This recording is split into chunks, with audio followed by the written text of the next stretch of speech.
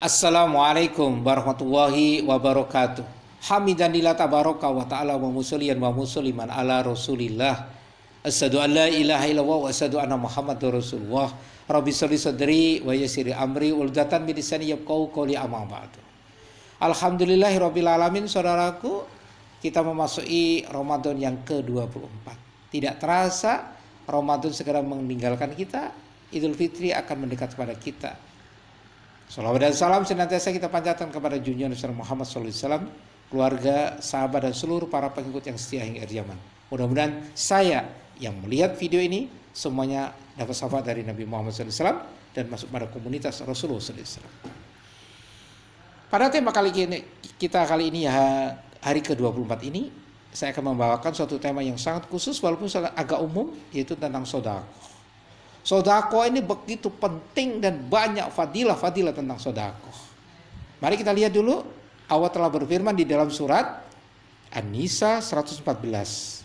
A'udzubillahi minasyaitonirrajim. Bismillahirrahmanirrahim. Terjemahannya, tidak ada kebaikan pada kebanyakan bisikan-bisikan mereka kecuali dari bisikan-bisikan orang yang menyuruh manusia memberikan sedekah atau berbuat kebaikan atau mengadakan perdamaian di antara manusia. Dan barang siapa yang berbuat demikian karena mencari ridho Allah, maka kami akan memberinya pahala yang besar. Jadi sedekah akan diberi pahala yang besar. Sedekah itu bisa senyum menurut Rasulullah, bisa pikiran, bisa apa saja. Itu bisa, ya, sesuatu yang diberikan kemanfaatan itu bisa masuk kategori sedekah. Kita bertanya, apa sedekah kalau gitu keutamaannya?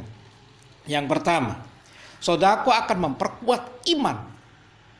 Ibadah menjadi saran pengabdian hamba terhadap Allah Ta'ala, dan sedekah dalam Islam menjadi salah satu perintah untuk semua umat muslim. Bersedekah yang dilakukan dengan niat ibadah pada Allah Subhanahu wa taala akan semakin menguatkan iman dan kita kepada Allah Subhanahu wa taala. Jadi sedekah membuat iman kita akan naik. Bagaimana tidak? Karena kita ini tidak punya apa-apa. Firman Allah yang lain, aku ciptakan jin dan manusia kecuali beribadah. Dengan An-Nisa 114 tadi, sedekah akan pahala yang besar, maka keimanan semakin yakin bahwa yakin itu penting.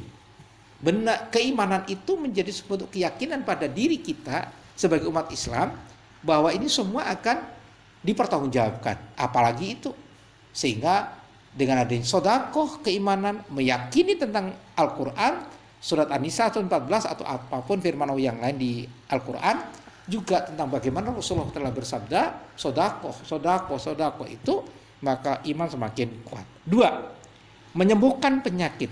Dari mana?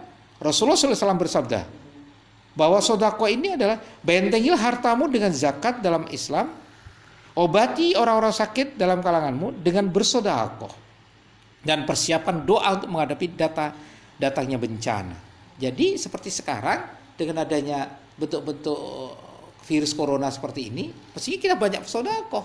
Terus sedekah diperbanyak dan banyak doa, jamak dekat kepada Allah Subhanahu wa taala. Riwayat At-Tabrani. Ini penting, saudaraku, karena sedekah ini bisa menyebabkan penyakit bisa sembuh dan menjadi lapang tentang itu. Di riwayat yang dikatakan Rasulullah SAW bersabda, obatilah orang yang sakit di antara kalian dengan sedekah. Jadi sedekah ini kita penting untuk bisa mengobati itu dua. Yang ketiga, meringankan sakaratul maut. Nah, ini keutamaan sedekah. Tidak hanya pahala sedekah atau sedekah yang hari Jumat yang bisa kita lakukan, namun dengan melakukan sedekah sesering mungkin, ini mengartikan kita juga memperingankan kepedihan kelak akan kita rasakan saat sakaratul maut.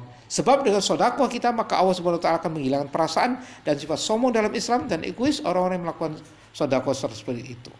Sehingga sabda Nabi Muhammad SAW bersabda, sedekah dari seorang muslim meningkatkan hartanya di masa kehidupannya dan juga meringankan kepedihan saat sakaratul maut, dan melaluinya sedekah Allah menghilangkan perasaan sombong dan egois. Jadi bisa jadi obat penyakit, meringankan saat sakaratul maut, dan sekaligus akan ada perasaan tidak sombong dan egois dengan sedekah ini. Allahu Akbar. Ini luar biasa. Yang keempat, sedekah akan mengabulkan hajat kita. Hadis qudsi, Allah telah berfirman, barang siapa berniat sedekah kecepatan Allah membalasnya lebih daripada kecepatan gerakan sedekah itu sendiri. Bayangkan, sedekah yang diberikan itu akan lebih, Allah memberikan balasannya lebih cepat dibanding orang yang bersedekah sendiri. Artinya pada posisi seperti itu, maka pada saat sedekah lalu kita berdoa, maka pasti dijamin akan mengabulkan hajat itu. Kelima, sedekah adalah pemisah dari neraka. Bersedekah yang tidak hanya bisa dilakukan dengan memberikan uang, namun juga pakaian, makanan, lain-lainnya menjadi pemisah kita dengan api neraka. Rasulullah SAW bersabda, jauhkan dirimu dari api neraka walaupun hanya dengan sebutir kurma. Riwayat muttafaq alaih, Bukhari Muslim. Jadi sebutir kurma ini kita akan bisa menjauhkan diri kita di api neraka. Apalagi lebih dari itu.